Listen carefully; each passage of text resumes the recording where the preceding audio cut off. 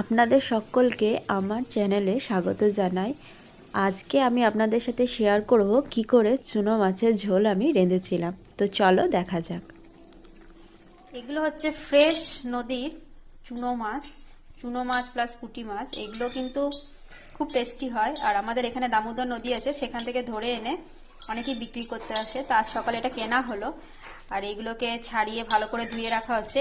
এই মাছের কিন্তু বেশিরভাগ সবাই ঝালদাই করে, কিন্তু আজকে আমি যেটা করব এই চুনো মাছের ঝোল করতে এখানে খানিক সবজি লাগে। সেটা হচ্ছে পেঁপে, কাঁচকলা, আলু আর সিম ছিল বলে কটা পেঁয়াজ, কাঁচা লঙ্কা, টমেটো আর এটা রসুন ছিঁচে রেখেছি, বেটে নয়, একটু বড় বড় দানা করে ছিঁচে রেখেছি।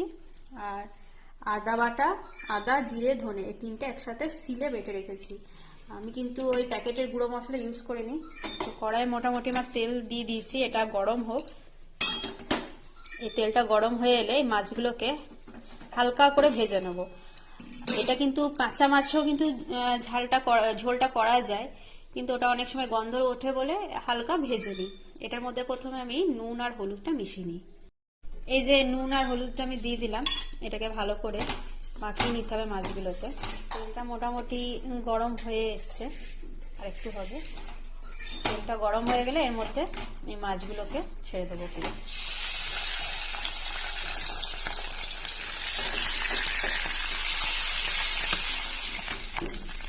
মাছ ভাজা কমপ্লিট, এবার এই মাছগুলোকে তুলে নেব। এর মধ্যে চলে যাচ্ছে শুকনো লঙ্কা আর এই রান্নাটা আমি প্রথম খেয়েছিলাম কলেজ থেকে, যখন রসিক বিল ঘুরতে গেছিলাম, বক্সা, ডুয়ার্স, জয়ন্তী।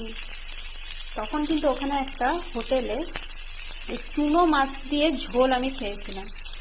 ছোটবেলায় তো চুনো মাছ একদম ভালোই লাগতো না, মা রান্না করলে বলতাম তুমি রেঁধেছো তুমি খাও। কিন্তু বড় হতে হতে বলে না, জিভের স্বাদ পাল্টে যায়। যে ছোটবেলায় যে জিনিসগুলো ভালো লাগে না, বড় হতে হতে কিন্তু সেই জিনিসের স্বাদ আরো বেশি ভালো লাগে।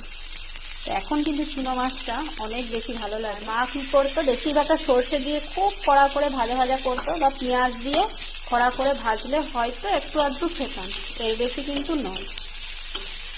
এরপর আমি ছিঁচে রাখা রসুন আর কাঁচা লঙ্কাটা আমি দিয়ে দেবো। এগুলো কিন্তু সব দিয়ে দেবো। কেউ চাইলে এই সবজিগুলো আগে আলাদা করে তেলে ভেজে রাখতে পারো। আমি আর অত তেল দিই না, কারণ যতটা কম তেলে রান্না করা যায় ততটাই হেলদি রান্নাটা হবে। ওই জন্য তেলটা আমি কমই ইউজ করি। তোমরা চাইলে কিন্তু এটাকে আলাদা করে তেলে ভেজে রাখতে পারো প্রত্যেকটা সবজি।